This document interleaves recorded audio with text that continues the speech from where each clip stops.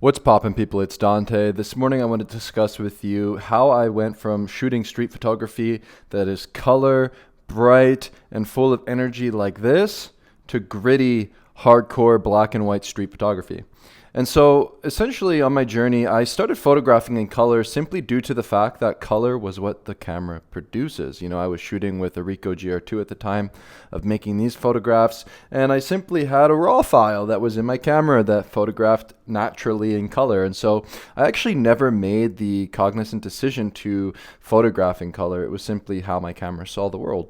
And so nowadays I purposely shoot with a JPEG file with high contrast black and white. And so I want to share with you some ideas about street photography today, my evolution, my journey, give you some advice, and how I basically have developed my own way of working in the streets over the years. And so essentially one of the things that I learned right off the bat with photography is that photography has nothing to do with photography.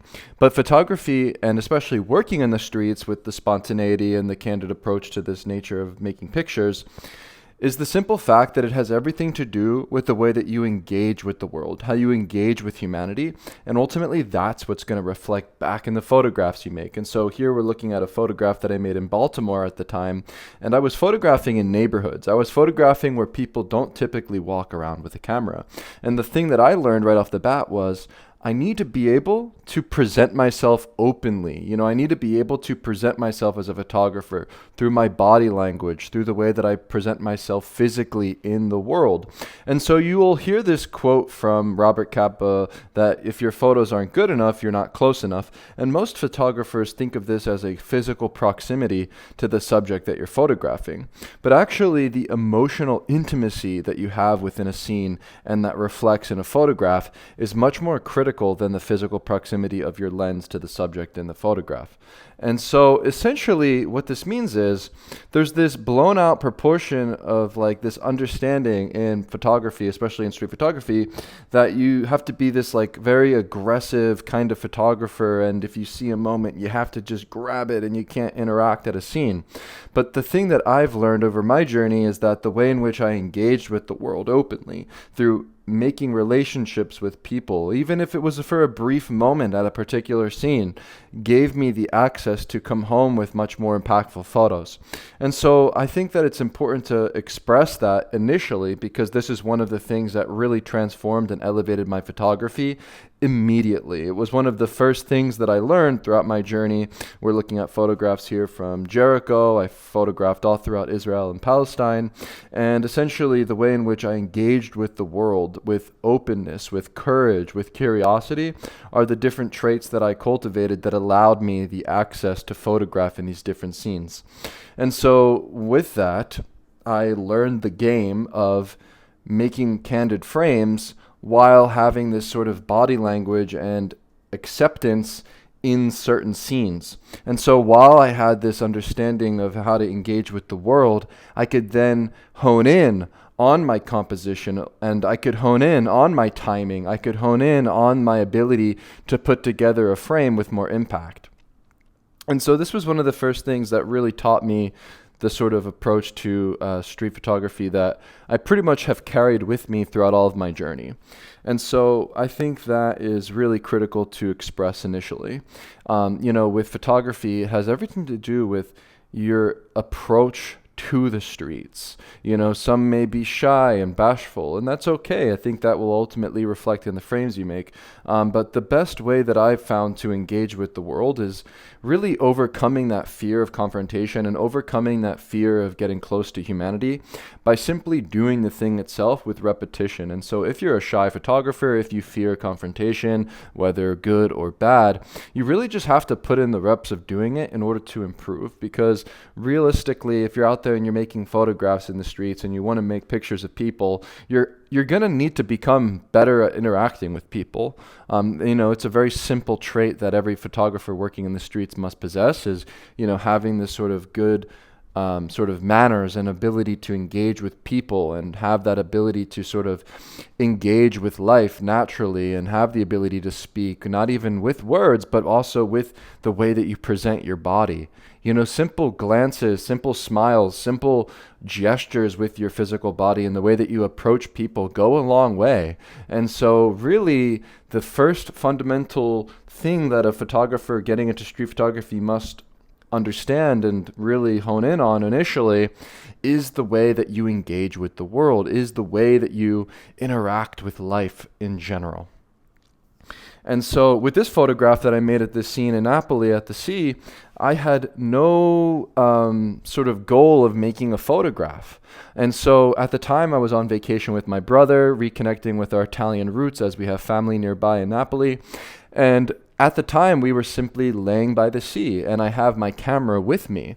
And so the second idea that I have for you is once you hone in on your way to engage with humanity, the next step is to simply always carry the camera with you. And so I always had the camera with me. And at the time, after spending 2 hours here by the sea, this scene unfolded naturally, and these men gathered around the water and shared watermelon amongst their friends and with me and my brother. And then I was simply there and prepared with my camera, ready to press the shutter. And so you really want to just always have the camera with you. I think it's important, at least for me in my journey, is I never separated making photographs and living my everyday life. I simply have lived within the process of making photographs pretty much throughout my entire journey. And so I always have the camera with me. I'm always prepared to make pictures. And I think that is one of the fastest ways for you to grow as a photographer, is to simply always be in the mode of production of making new things and not necessarily separate, your personal life and photography. I think blending the two and simply always having the camera with you will really go a long way on your journey. And so I've spent a lot of time traveling. I was a Peace Corps volunteer in Zambia, Africa. And so one of the things that I learned was, through traveling and going to new places, you can really, expand your horizons generally. Where I think a lot of street photographers hit a wall is when you're simply repeating yourself over and over again in your own hometown. And so I think it's good to photograph in those local places that are closest to you, but it's also important to go to a new place and to try new things. So I was volunteering a lot throughout my journey in hostels, whether in Israel or in Palestine, and then volunteering on a farm in Israel. Here I was working with fish farming and sort of learning the local language here in Zambia. And I was a Peace Corps volunteer, and it was a very immersive experience that taught me a lot. And it was one of the most enriching experiences that I had as a photographer ever in my life. And so through traveling and exploring new places, you're going to really push your limits. And I think it's easy to think in your head, oh, if I go to India, I'll be able to come home and make interesting photos and, I'll build up this portfolio or something. But it's really difficult, actually. Even just thinking of places like New York City that's nearby my hometown here in Philadelphia. If I go to New York and try to make pictures, it doesn't guarantee that I'm going to come home with a good picture.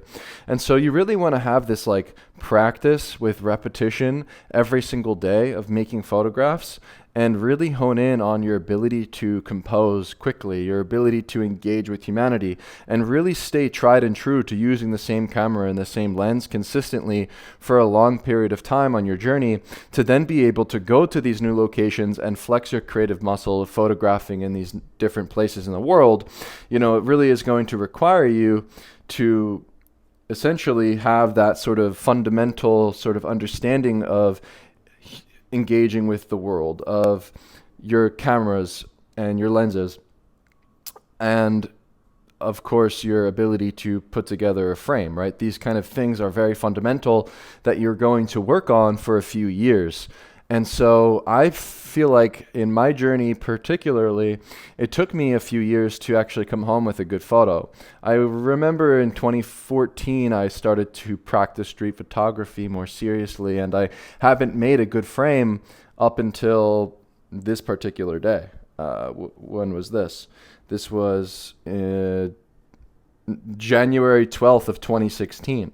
right? Like this was the first photo that I made that I finally said to myself, aha, I've made something that kind of makes sense to me. And it wasn't until, 2 years into my journey of experimenting and pushing myself, and then around this time, I finally made a frame that aligned with my vision and what I was trying to achieve as a photographer. And so the journey of street photography requires lots of time.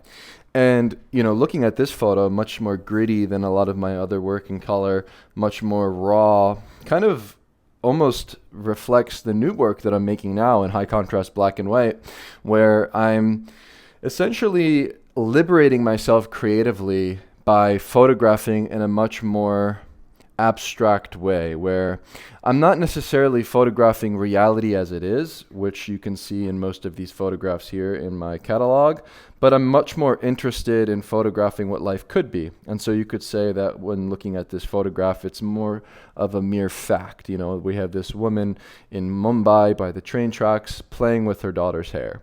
This was a moment in time. This was a simple moment of a interaction, getting close to humanity, approaching the streets almost like a pure sort of documentary.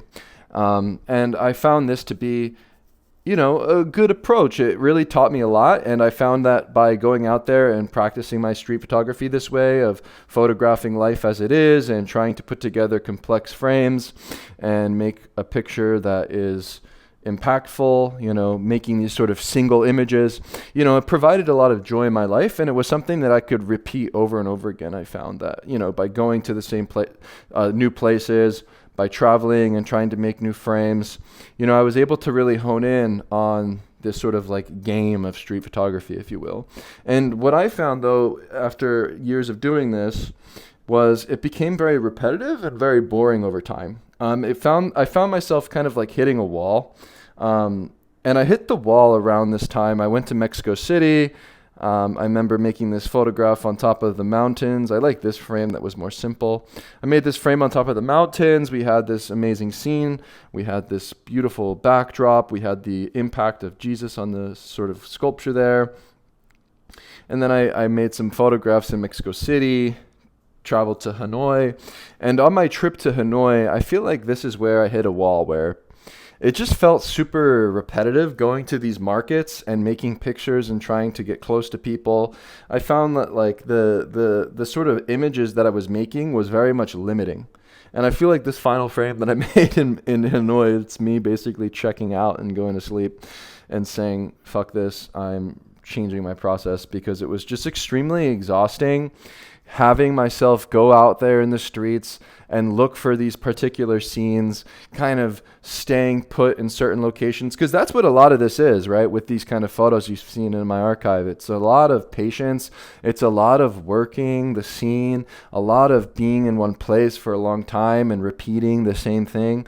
And I think it's just not sustainable. So like my solution now going forward is like, after practicing street photography that way, is kind of returning to day one and photographing in a much more loose way and kind of allowing the spontaneity of my approach to sort of guide me. Basically, I'm not looking at life linearly anymore. I'm not looking for single images, but I'm looking to photograph in a stream where I'm photographing everything. I'm photographing details. I'm photographing myself, quite literally, with portraits. I'm photographing buildings. I'm photographing landscapes. I'm photographing things in my personal life. I'm photographing different things that I haven't before. And I find that by liberating myself from this notion of what a good photograph is, I'm able to now make photographs in a way that actually excites me again. And I think it's natural for most photographers to hit this period or this like wall that you have to break through creatively. And I just wanted to share my solution to that problem, which has been stripping away color and returning to the essence of the medium, being light. And so when I'm out there and I'm photographing, a lot of the times, I'm just simply following the light.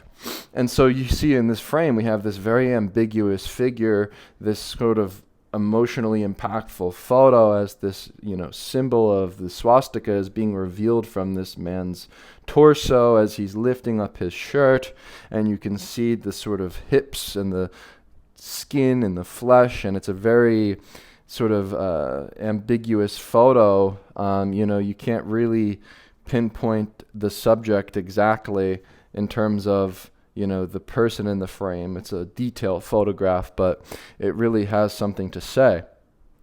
And so like when I'm making pictures this way, I'll just go through my timeline and just go to a random day in my archive. What I'm trying to do is essentially photograph the things that I find in my everyday life despite me making anything great. And so what happened in my journey is I was always chasing to make another good photo. I was always looking and seeking to top my last best photo and make something better than before. And I think that becomes unsustainable generally. And so my solution to this is almost to remove the idea that I'm trying to make anything. Removing the goal or the outcome of making great photographs.